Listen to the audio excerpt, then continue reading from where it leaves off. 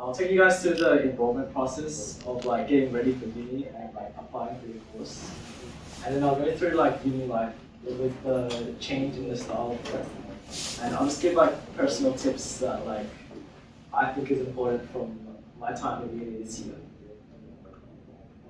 Alright, so I'll go through the timeline of enrolling in your dream uni course. So fast forward to December after you guys get your results, and depending on how good they are, you will get offers from your unis that you placed on your VTAC application. And this will be kind of what a course offer looks like. So you'll just get that in your email around December 20th, and it just outlines the course and the uni. And at the bottom there, in the email, you just have to press respond to my offer to accept the offer. And usually, like each round of offers, you have 2 weeks to decide before you can't accept it anymore. Alright, and after you accept in January, they'll keep sending you emails of a bunch of stuff you have to do to like get everything ready before you start uni. Like you have to set up the university email, you have to enroll in your subjects for the semester, and they change from campus. So each uni is different, but they have a different learning platform that you have to also sign up for and like download the app to get all your work from each subject. Yeah. Does anyone know what Compass is? Yeah, I'm assuming you guys all use Compass, right? Yeah. Might not be. No. Not all schools. Okay. So it depends on the school. So it's like a learning management system, and LMS is the more generic term. It's effectively, correct me if I'm wrong, but similar to like Google Classroom. Yeah. Potentially a more sophisticated version of that. Okay, I'll just go through if you guys don't know what Compass is. So like it's where the learning platform where all your subjects are, and that's where they set like assignments, and that's where you find all your lectures and resources. Yeah. Alright, and this is enrolling in your subjects. So you get like independence on what subjects you want to choose. So they don't really help you, they just give you all the list of the thousands of subjects you have to do. And it's up to you to choose. But basically, there's 2 types of subjects. There's core subjects, which are compulsory to your course. So there's around like 6 compulsory subjects in the year out of your 8. Because each semester you have 4 subjects you have to do. And generally there's around 6 to 8 core subjects you have to do. And also breadth subjects. And those are kind of like electives, like you guys have in high school, where you can just choose anything that interests you really, and it doesn't relate to your course. And it's important that you guys, before like during January holidays, when you accept your course, you research about your course, because you guys, like, some subjects are a lot harder than other subjects, so you guys don't want to make it so that like you didn't plan it properly and all your hard subjects are in your first semester. So if you research it properly, you can like have the easier subjects in semester 1, so you can ease into uni, and the harder subjects come later. So you guys just don't get like super stressed before you even adjust to uni. And it looks pretty complicated, which it kind of is, but this is what it looks like to enroll in subjects in Melbourne Uni. So these are all like compulsory subjects, so you don't have to go searching for it. But basically, when you navigate around the website, it will take you to your course enrollment, and it just shows all your subjects. And basically, like here, it says I just allocated each semester to each subject, and that's about it. You just have to press enroll, and you're enrolled in the subject. So Ayden, when you're doing that, Yeah. is that like you're tentatively marking in when you're going to do which subjects, which semesters? Is it just for like semester 2, or are you doing the next year as well? Well, for me, I did it 1 semester at a time because it was kind of complicated. But they give you the option, you can just plan the whole uni each year, like from the start. But I decided to do it 1 semester at a time. Yeah. And the last thing you have to do after you enroll in your subject is to make your timetable. And it's pretty simple. So basically, like, each subject, there's like lectures and tutorials, and you just have to allocate. They give you like 50 different options for each subject of what time you want to do it, and you just have to allocate the time. Did you say 50? Yeah, there's like 50 different well, for me, each one is like 50 different tutorial times. Okay. So some of this stuff I can speak from my experience as well. It will depend on which university you're at and which type of degree. Aviation, when I was doing that, it's very niche, right? So I think maybe there was sometimes one subject, one option for when you go to the tutorial or a handful. I should say that the bigger your course, the more flexible you have with your time, because there's more people, so they have to have more options. This is generally how all universities will operate. There'll be a subject selection piece. Depending on the course as well, you might get more breadth or elective subjects that you can do. Some courses might have less. So that will vary, but generally there's core units, generally there's electives, generally there's a timetabling thing, you're choosing and trying to work out the preferences, which can be quite complicated, sometimes more complicated if there's more preferences, so you're trying to optimize it. And I remember, I've spent a lot of time, as Ayden's probably going through now and the other tutors, how much time you can sort of sink into trying to get the timetable right, because having a bad timetable can mean that you're rocking up to unis every day of the week, whereas you could have, if you had your timetable right, being there 2 or 3 days a week. So it's important that you guys do your timetable really early, because if you do it late, then all the good classes get taken. So you get put in you could have disjointed classes where you have to go 5 days a week instead of 2 if you did it early. And you can see here, because all my dark blue ones are compulsory, so I really only have to go to uni Monday and Thursday. And for the other ones, I can just stay at home and watch my lectures online. Yeah. Do not do it late. Alright, and that's about all for enrolling in uni.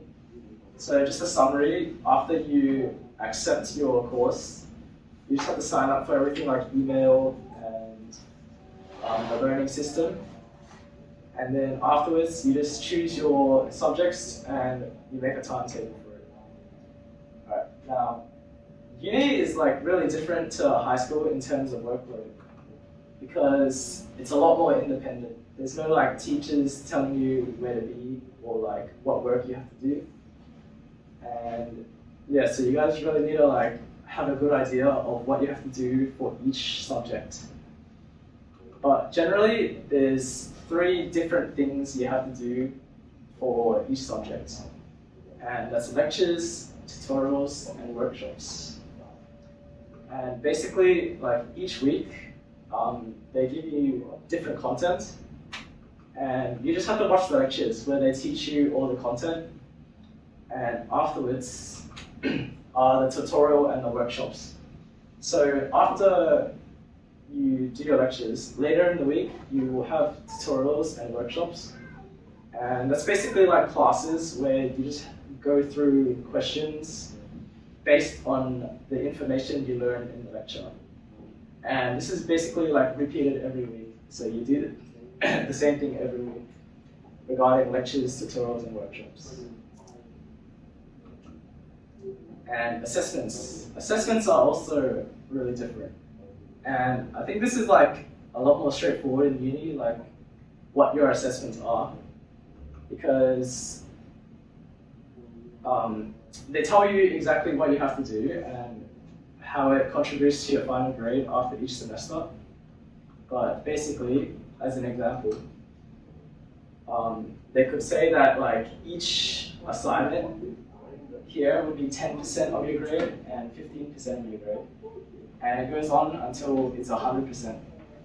So basically you can add up how much your final grade is based on what you get for each piece of assessment. And that'll get you a final grade out of 100 for the subject. And this goes to your WAM, which means your weighted average mark. And it's similar to ATI, but in uni terms. And it's basically just the average mark of all your subjects. And you can see here, you get 4 subjects with results, and you just add it all up and you divide it by 4, and that'll be your WAM for 1 semester. And generally, like an 80 WAM is similar to a 90 ATAR, just like as a rough estimate. Kind of, right? Just like where you saw that. Maybe. I haven't thought about it much. Has anyone come across this weighted average mark? I'm guessing not, which is completely fine. What about GPA? Grade point average? Cool. So Melbourne Uni, some universities still use GPA. Melbourne University in particular with this weighted average mark, it's much more straightforward because like GPA of 4.0, what does that really mean? So where that historically comes from is because you've got like a high distinction, credit, pass structure. And Melbourne still go off similar terminology, different brackets. You might get a high distinction or first class honours, Melbourne call it above 80, or second class honours above 70, etc., etc. So this is just a more direct way. It probably depends on the course that you're doing and whether it's a really tough course. Like there wasn't many people that finished with first class honours, so a WAM of 80% within my degree, and whereas a lot of the people within my degree would have had 90 plus ATARs. So it doesn't necessarily correspond in that way, but then you might be doing something more straightforward. Don't want to pick on any courses. Let's just say science, which is like a predecessor to engineering, right? So science, which should be easier, it's going to depend on which subjects you've taken. Especially within science, you've got much more flexibility than something that's more specialised. So, I mean, it's just an average mark. It's a way for you to keep track. So when I graduated from Melbourne, my, what's it called? The certificate, the degree itself said, like, graduated with distinctions, because I had a WAM over like 70 or something like that. Sometimes having a high WAM is important if you're doing postgraduate study after doing an undergrad, because they'll look at that, who's got the best scores, okay, we'll give them a spot. So in that way, it is definitely similar to ATAR. It might open different doors if you're planning on doing something different. In many ways, it doesn't matter too much. I was chatting to Ayden on Monday night about this. It probably helps most when it comes to securing internships. Am I taking any of your thunder here? Just a bit, but this one. Yeah. Sorry, I'll wrap up. When it comes to securing internships and that first job, but beyond that, once you've got the first job, all of this stuff becomes irrelevant. So that old adage, as much as I don't necessarily agree with it, P's get degrees, is true. Everyone's going to have their own goals, so this is important to understand how the system works and how you can play it to your advantage. But beyond that, this isn't meant to freak you out. It's just to provide a bit of insight as to what you can expect if you go to university. Yes. All right, now I'll go through tips that I think are important going into uni as a first year student myself. And the first tip is to keep on top of your work. And I'm just gonna say this, everyone's gonna get lazy in uni. I'm pretty sure everyone I know in uni, they're just going out every now and then, instead of going to class, and myself included. So it's no pressure to sometimes slack off. But most of the time, you should try to complete each week's set work before the new week starts. And it's kind of similar to high school, because if you fall behind in 1 week, then you'll have trouble learning the next week's content. And it just you continue to spiral because you're trying to just play catch up while learning new stuff at the same time. And you should also try to keep notes, because in uni they just give you a bunch of slides, and if you tell yourself that you're not going to summarize the slides and you'll just read it for revision, then it's not going to end well, because the slides is hundreds and hundreds of slides for each subject. And if you're trying to revise through the slides, then there's just too much to read. And it's basically reading the textbook in school instead of making your own notes. And number 3, reduce the number of classes you WAG. And this is really key if you're trying to go to RMIT or Melbourne, where you're right in the city. And you can just go skip class to go eat somewhere nice, or go bowling or something. So keep in mind that you should not WAG too much. And the next tip is actively try to improve your chance of employment. Because once uni starts, like everything kind of like leads up to getting a job. Because in high school, like you were just really planning to get into uni, but now in uni, you're trying to get a job afterwards. So you should like actively look for internships. Even in the first year, you should like try to find like network with people to like make it easier to get internships in the future. And it will just make your second and third years a lot easier if you start early. And the second tip is you should join the uni clubs to boost your resume. Because it looks really good if you're like in a uni club when you're trying to get an internship. And not only that, but you can find a lot of friends if you join these clubs. Because getting friends in uni is low-key pretty hard. Like, can you relate with that? Yeah, I think so. Especially at Melbourne, because it's such a big university. And it's very unprompted. Like, people might rock up to a lecture one day and not rock up, so you might sort of become closer friends with someone in your tutorial, somewhere that you have to be week on week. But yeah, so it was less of an issue at St. Bernard when I was doing aviation because it was quite specialised. Smaller university, smaller classes. I've probably got more friends from that. I have a few international friends from Melbourne Uni, but a lot of them have gone back to their own countries now as well. So I didn't really have that. But I was also studying during COVID, so that was hard for most of my masters. Definitely agree that joining clubs is a great way to meet people.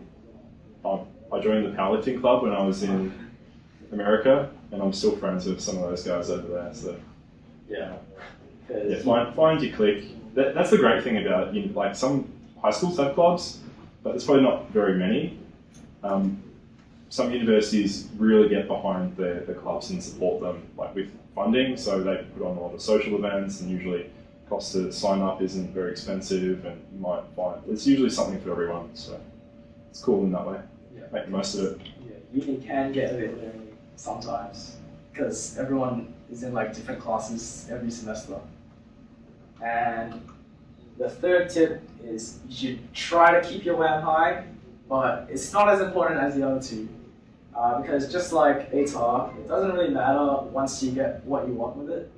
Because like for WAM, once you get your first job, no one really cares about it afterwards. Just like ATAR, like once you get into uni, no one really cares about your ATAR anymore. So you should make it an aim to like keep studying and keep your WAM high. But it's more important to like develop people skills and like other skills because that's really what employers care about. Yeah. And I think that's everything for this presentation. Does anyone have any questions? You know your WAM, is that just per semester or does that go throughout your whole? Oh yeah, it adds up every semester. Yeah. Yeah, but I think in second and third year, your WAM has more weighting. So what you get in the second and third year matters more Yeah. for the final. Yeah. Any other questions?